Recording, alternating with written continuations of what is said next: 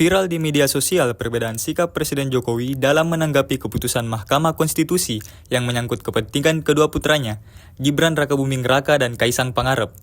Sikap itu terkait dengan upaya balik DPR RI yang menganulir putusan Mahkamah Konstitusi soal syarat partai yang mengusung dan umur calon kepala daerah. Jokowi yang memberikan keterangan pers soal keputusan itu menjawab, dirinya menghormati kewenangan dan keputusan dari masing-masing lembaga negara. Menurutnya, itu proses konstitusional yang biasa terjadi. Hal yang menjadi sorotan adalah Presiden Jokowi tidak menegaskan jika putusan MK bersifat final dan mengikat sehingga tak bisa dianulir. Beda dengan sebelumnya, saat MK menyidangkan sengketa hasil Pilpres yang diikuti Gibran pada April 2024 lalu. Saat itu, Jokowi meminta agar menghormati putusan MK yang final dan mengikat.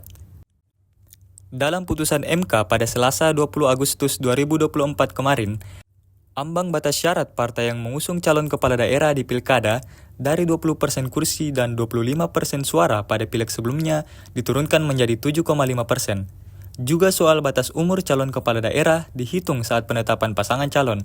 Inilah yang coba diubah DPR RI dan jadi kecurigaan warga soal apakah tujuannya menjegal Anies Baswedan maju Pilgub Jakarta juga agar PDIP tak bisa mengusung calon, kemudian meloloskan Kaisang Pangarep untuk bisa maju di Pilkada DKI Jakarta.